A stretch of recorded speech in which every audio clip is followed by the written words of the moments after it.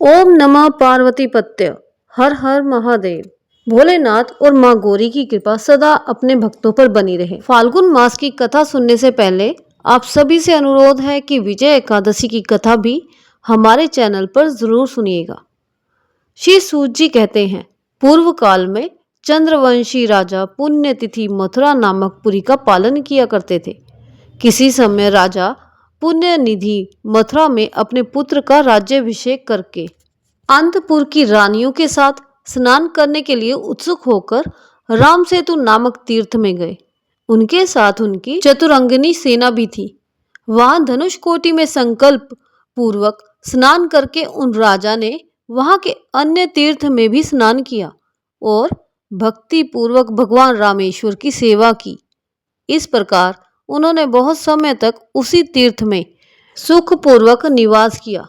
वहां रहते हुए राजा पुण्य निधि ने किसी समय भगवान विष्णु को प्रसन्न करने के लिए यज्ञ किया और यज्ञ पूरा होने पर वह अपनी पत्नी तथा परिवार के लोगों के साथ अवृत स्नान के लिए श्री रामचंद्र जी की धनुष कोटि में गए और वहां विधि पूर्वक स्नान किया।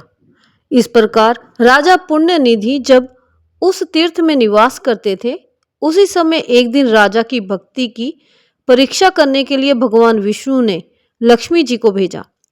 8 वर्ष की सुंदर बालिका होकर गंधमादन पर्वत पर गई। उस समय राजा पुण्यनिधि धनुष कोटि में स्नान करने के लिए गए हुए थे। वहां स्नान करके पुण्य कर्म करने के पश्चात राजा ने अलौकिक रूप सौंदर्य से सुशोभित एक 8 वर्षीय कन्या को देखा। उसे देखकर पुण्य निधि ने पूछा कि बेटी, तुम कौन हो? तुम्हारे आने का क्या कारण है? तब राजा के पूछने पर कन्या ने उत्तर दिया कि ना मेरे माता है ना मेरे पिता है। मैं आपकी कन्या के रूप में रहना चाहती हूँ। पिता के रूप में देखती हुई मैं सदा आपके घर में निवास करूंगी, परंतु मेरी एक शर्त है, जो मुझे हाथ से पकड़े अथवा जबरदस्ती खींच कर ले जाए, उसको यदि आप दंड दें तभी मैं आपके घर में आपकी पुत्री होकर बहुत लंबे समय तक निवास करूंगी। कन्या के ऐसा कहने पर राजा पुण्यनिधि कहने लगे, सुबह मैं तुम्हारी कही हुई सारी बातें मानूंगा। मेरे भी कोई पुत्री नहीं है, एक ही वंशधर पुत्र है। भद्रे, जिसके प्रति तुम्हारा अनुराग होगा उसे ही तुम्हें समर्पित करूंगा। बेटी, आओ मेरे घर चलो और आप हमारी बेटी बनकर हमारे अंतःपुर में स्वेच्छा से रहो। तब बहुत अच्छा कहकर वह कन्या राजा के साथ उनके घर चलती। राजा ने अपनी पत्नी के हाथ में उस कल्याणमयी कन्या को सौंप दिया। उसका नाम विंध्यावली था। राजा ने देवी से कहा, रानी, इसकी सर्वदा रक्षा करो। रानी ने राजा की आज्ञा को शिरोधार्य किया और उस कन्या को अपने हाथ में ले लिया। राजा के द्वारा अब कन्या का पुत्र की तरह ही पालन पोषण होने लगा। वह लाड प्यार और सुख से राजमहल में रहने लगी। वहां सब और घूमते रहे। इस समय फूल तोड़ने के कोटिल से वह कन्या अपनी सखियों के साथ राजा के बगीचे में गई और वहां पेड़ों से सुंदर सुंदर फूल चुनने लगी। तभी वहां पर भगवान विष्णु एक ब्राह्मण के रूप में अचानक से प्रकट हो गए और उनके सामने आकर खड़े हो गए। ब्राह्मण को अचानक वहां आया देखकर कन्या चकित होकर खड़ी रह गई। उसे मधुर भाषण कन्या को देखकर उस ब्राह्मण ने बड़ी जल्दी से उसका हाथ पकड़ लिया। ये देखकर वह कन्या अपनी सखियों के साथ उस बगीचे में चिल्लाने लगी। उसकी चिल्लाहट सुनकर राजा पुण्यनिधि वहीं पर आ गए। आप क्यों चिल्ला रही थी? तब वह कन्या कहने लगी, पिताजी, इस ब्राह्मण ने हठपूर्वक मेरा हाथ पकड़ लिया था। वह यहीं पर उस वृक्ष के नीचे निर्भय होकर खड़ा हुआ है। राजा परम बुद्धिमान और सद्गुणों के निधेन थे। उन्होंने उस ब्राह्मण का यथार्थ बाल एवं जानते हुए उसे जबरदस्ती पकड़ लिया और रामेश्वर मंदिर में ले जाकर वहां पैरों में बेदी डालकर हाथों में रस्सी से बांधकर फिर से उसे मंडप में ले आए। अपनी पुत्री को आश्वासन देकर राजा ने अंतःपुर में भेज दिया और खुद भी परम सुंदर भवन में जाकर सोने लगे। सोते समय उन्होंने सपने में उस ब्राह्मण को देखा। पद्म और वनमाला से विभूषित उसके पक्ष स्थल पर कौस्तुभ मणि का आभूषण शोभा कर रहा था। ब्राह्मण के रूप में वह तो साक्षात श्री हरि विराजमान थे।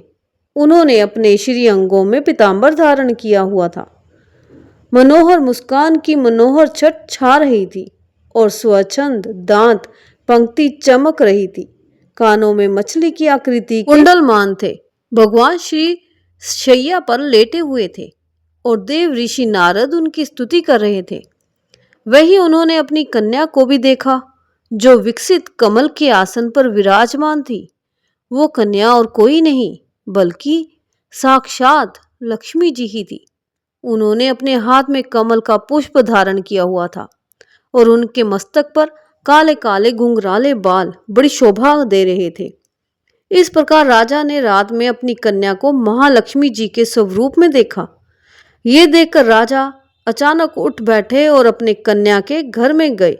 जैसे ही स्वप्न में उसका दर्शन हुआ था, प्रातः काल सूर्यदेव होने पर राजा पुण्यनिधि कन्या को साथ लेकर रामेश्वर मंदिर में पहुंचे और उसे श्रेष्ठ मंडप में गए, जहां उन्होंने ब्राह्मण को बंदी बनाकर रख छोड़ा था। वहां ब्राह्मण देवता को उन्होंने साक्षात श्री हरि के रूप में देखा, ठीक उसी रूप में जैसा कि स्वप्न में दर्शनों से पहचान नहीं जाने वाले भगवान विष्णु को जानकर राजा ने उनकी इस प्रकार स्तुति प्रारंभ कर दी कि कमल कांत आपको नमस्कार है। हे गरुड़ ध्वज आप प्रसन्न होइए। संग पानी आपको नमस्कार है। आप मेरा अपराध क्षमा कीजिए। प्रभु आप निर्गुण प्रेम तथा बुद्धि के साक्षात हैं। आपको नमस्कार है। हे कृपा मूर्ति आपके लिए नमस्कार है। हे मधुसूदन आप ये मेरा अपराध क्षमा कीजिए। राजा को अपनी गलती का प्रायश्चित हो रहा था। इस प्रकार वह विष्णु जी की स्तुति करके राजा पुण्य निधि ने संपूर्ण जीवन की जननी श्री लक्ष्मी जी की भी स्तुति की। संपूर्ण जगत को धारण करने वाली हे देवी आपको नमस्कार है। आप भगवान विष्णु के वक्ष स्थल में निवास करने वाली हैं। आपको नमस्कार है। समुद्र से प्रकट हुई हे हरि प्रिया महालक्ष्मी जी आपको नमस्कार है। आप ही सिद्धि पुष्टि स्वधा स्वाहा संध्या प्रभा श्रद्धा मेधा और सरस्वती हैं। मैं आपको बारंबार नमस्कार करता हूँ। हे देवेश्वरी आप ही यज्ञ विद्या महाविद्या अतिशय शोभा ग्रह विद्या आत्म विद्या तथा सभी प्राणियों को मुक्ति देने वाली हैं। आपको नमस्कार है। संसार की रक्षा करने वाली हैं। हे जगदम्बिके आप अपनी दया दृष्टि से हमारी रक्षा कीजिए। हे महेश्वरी आपको मेरा नमस्कार है।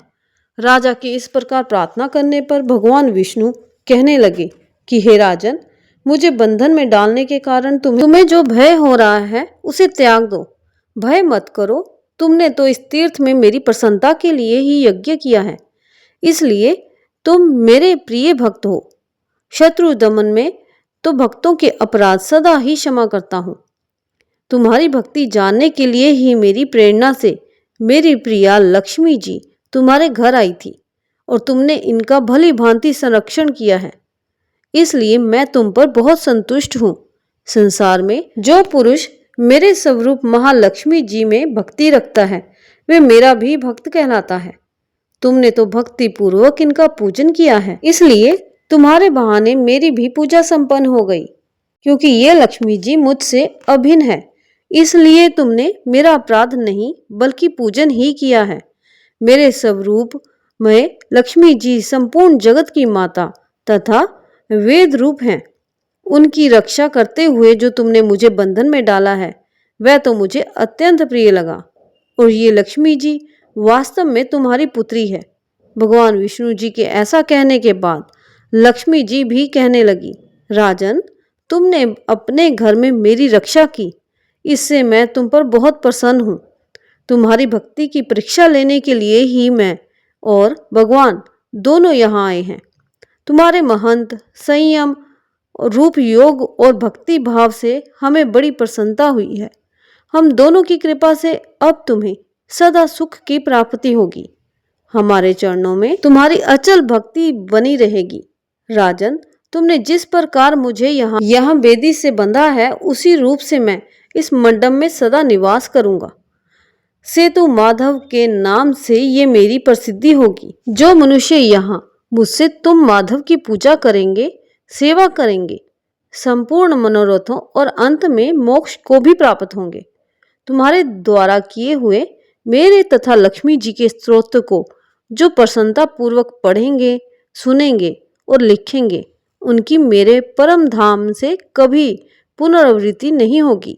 राजा पुण्य निधि से ऐसा कहकर भगवान विष्णु सदा पूर्ण रूप से वहां निवास करने लगे। राजा ने सेतु माधव रूपी भगवान विष्णु को प्रणाम करके भक्ति भाव से उनकी पूजा की और श्री रामेश्वर का सेवन करके अपने घर को प्रस्थान किया। मथुरा में उन्होंने अपने पुत्र को राजा बना दिया और स्वयं जीवन भर उस परम उत्तम सेतु तीर्थ में निवास किया। मृत्यु होने के बाद राजा ने अंत में मोक्ष प्राप्त कर लिया और उनकी पत्नी विंध्यावली उन्हीं के साथ मृत्यु को प्राप्त हुई। उस पतिव्रता ने पति के साथ ही उत्तम गति प्राप्त कर ली। इस प्रकार जो सेतु तीर्थ में भक्ति पूर्वक प्रतिदिन सेतु माधव का दर्शन करते हैं, उनकी कभी पुनर्वृत्ति नहीं होती, अर्थात उन्हें मोक्ष मिल जाता है। जो सेतु तीर्थ की रेणुका लेकर गंगा जी में डालता है, वह मृत्यु के बाद भगवान विष्णु के वैकुंठ धाम में निवास करता है। जो गंगा जी का जल लाकर भगवान रामेश्वर को स्नान करता है, उसके भर को सेतु तीर्थ में रहता है, वह निश्चय पर ब्रह्मा को प्राप्त होता है। जय भोलेनाथ, जय मां गौरी। आज की कथा समाप्त हुई। इसके आगे का वृत्तांत आप अगले अध्याय में सुनेंगे। अगर आपको आज की कथा पसंद आई हो तो प्लीज़ वीडियो को लाइक करें, शेयर करें और कमेंट में हर हर महादेव अवश्य लिखें।